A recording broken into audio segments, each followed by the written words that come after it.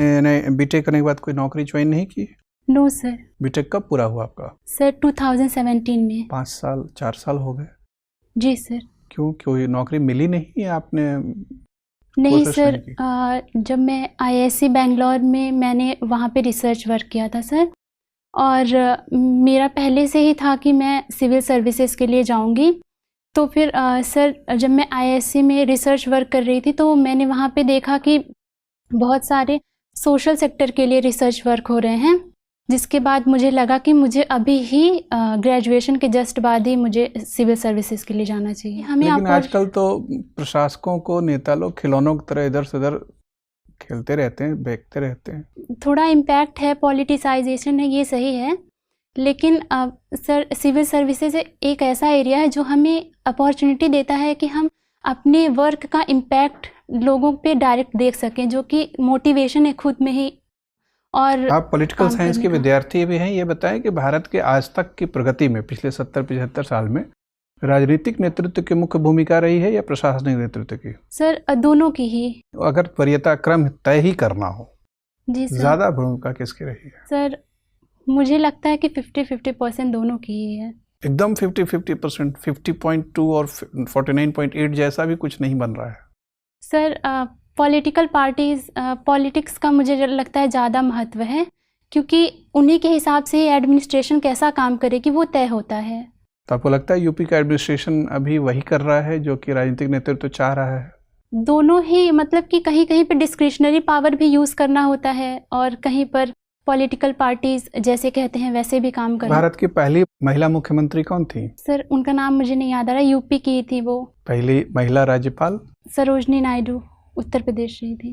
अच्छा, तो बावजूद उसके कि महिलाओं को शुरुआती दौर में राजनीतिक प्रतिनिधित्व मिला, आजकल लगता है कम होता जा रहा है। ओके, लिंगानुपात वहाँ का मुझे लगता है उत्तर प्रदेश में सर्वाधिक है।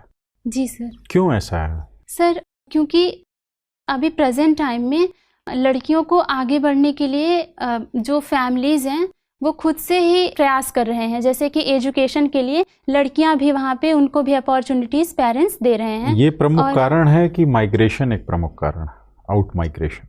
सर आउट माइग्रेशन जौनपुर के लिए इतना प्रमुख कारण नहीं है, लेकिन मैं इसका दूसरा भी कारण ये कहूँगी कि अनवांटेड गर्ल्स, भारत में ऐसा हुआ, एक्ट आया कि आप जो है एबॉर्शन नहीं करवा सकते, तो फिर इसके बाद से जो गर्ल्स थी उनका संख्या बढ़ने लगा, क्योंकि एबॉर्शन नहीं करवा सकते, नहीं तो पहले सेक्स सिलेक्टिव एबॉर्शन होता था। अभी आपने देखा होगा कि कम्युनिस्ट पार्टी ऑफ चाइना, उसके एस्टेब्लिशमेंट के 100 साल हुए। पिछले कई दशकों से चाइना ने बहुत अच्छी प्रगति की है, जी सर, ठीक, और एक महाशक्ति के रूप में उभर आया। जी सर। भारत और चीन के अगर हम इतिहास को देखें तो लगभग आसपास स्वतंत्र हुए थे। जी सर। क्या भारत कुछ चीन से सीख सकता है जिससे उसका भी विकास और बेहतर हो सके?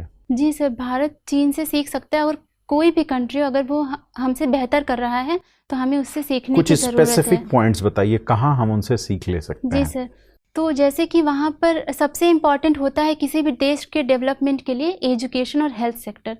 तो वहाँ पर कम्युनिस्ट पार्टी थी, उन्होंने हेल्थ और एजुकेशन के लिए सबको अपॉर्चुनिटी प्रोवाइड किया, जो कि इंडिया में बहुत ही लेट आया, राइट टू एजुकेशन एक्ट। तो वहाँ पर, और हमारे यहाँ पे आयुष्मान भारत स्कीम अभी आया है, लेकिन वहाँ पे हेल्थ के लिए सबको इक्वल अपॉर्चुनिटी मिलता है, तो हेल्थ और एजुकेशन वहाँ का बेटर हो गया। इसके अलावा जो है उन्होंने मैन्युफैक्चरिंग सेक्टर पे बहुत ही ज़्यादा फोकस किया, तो इसलिए वो आज एक एक्सपोर्टिंग कंट्रीज़ मैन्युफैक्चरिंग सेक्टर में वो हब हैं दुनिया के, जहाँ पे लोग बहुत ज़्यादा इन्वेस्ट करते हैं। एक शब्द है सोशलिज्म और एक है कम्युनिज्म, मार्क्सिज्म, क्या इनको आप डिफरेंशिएट कर सकती हैं? Sir socialism, communism, Marxism. जी सर, जो सोशलिज्म है सर वो बहुत ही ज़्यादा ब्रॉड सब्जेक्ट है। सोशलिज्म के अंडर में ही कम्युनिज्म आता है और मार्क्सिज्म भी आता है सोशलिज्म के अंडर में। तो जो सोशलिज्म था वो लोअर क्लास के, जो भी बैकवर्ड है, लेबर क्लास है, उनका ये आवाज़ उठाता है कि एक्सप्लॉयटेशन हुआ कैपिटलिज्म जब आया। तो उसके बाद फिर हमारा कम्युनिज्म जो है, वहाँ पर हर एक चीज़ को गवर्नमेंट के हाथों में होता है, जबकि सोशलिज्म लोअर क्लास की आवाज़ को उठाता है। तो और मार्क्सिज्म जो है वो जो कि वायलेंस की बात करता है, और सोशलिज्म में बहुत सारे ऐसे भी क्लास हैं जो वायलेंस की बात नहीं करते और वो गवर्नमेंट को सही नहीं मानते हैं मार्क्सिज्म में। ठीक है शालू जी, ठीक है। चलिए, पॉलिटिकल साइंस आपका ऑप्शनल है, आपने रखा है। जी सर। पॉलिटिक्स क्या होता है? सर पॉलिटिक्स जो है ये लोगों की लीडरशिप करने के लिए, पावर में आने के लिए जो भी ग्रुप्स बनाए जाते हैं उनको ही पॉलिटिक्स कहेंगे सर। मतलब पॉलिटिक्स पॉलिटिशियन करते हैं या आप भी अभी पॉलिटिक्स कर रहे हैं, अभी जो ये सेटअप में है? सर हम भी कर रहे हैं। अच्छा, तो इसका मतलब कहीं ना कहीं इसका संबंध प्रतिस्पर्धा से है। जी सर, प्रतिस्पर्धा होती है। पॉलिटिक्स और पॉलिटी और पॉलिटिकल सिस्टम, ये 3 शब्दों के बीच अंतर बताइए। Politics, political system and polity. Polity. Sir politics तो अभी मैंने बताया प्रतिस्पर्धा, आपने बताया सर प्रतिस्पर्धा होती है। और पॉलिटिकल सिस्टम सर कई तरह के हो सकते हैं, जैसे लोकतांत्रिक हो गया या फिर कम्युनिज्म हो गया। तो पॉलिटिकल सिस्टम इस तरह से किसी भी देश का अलग होता है, लेकिन सब में पॉलिटिक्स होता है। और पॉलिटिकल चलिए, कोई बात नहीं है।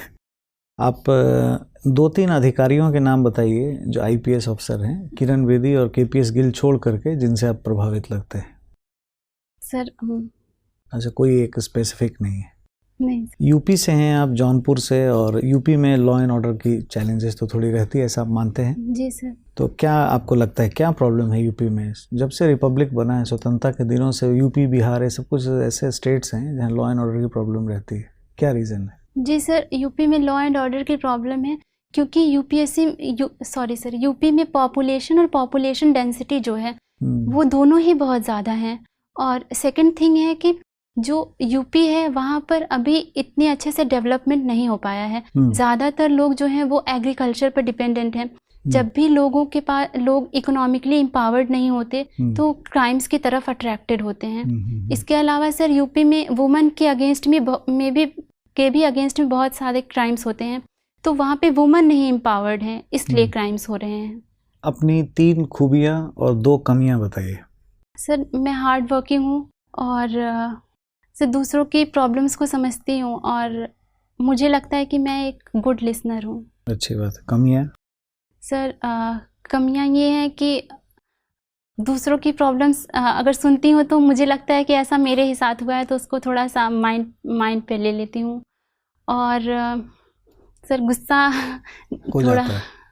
तो कैसे फिर आपको ये ऑल इंडिया सर्विस क्यों दिया जाए? आप तो गोली चलवा दीजिएगा, आप तो you will be act as a magistrate, तो तुरंत फायर कर दोगे। सामने अगर किसान और स्टूडेंट होंगे निर्दोष तो आप तो गोली चलवा दोगे। सर गुस्सा, मैं ये कह रही थी कि मुझे गुस्सा जल्दी नहीं आ पाता है, जिसकी वजह से रिस्पॉन्स ओके, कई बार गुस्सा आना चाहिए, आप ये कहना चाह रहे हैं? जी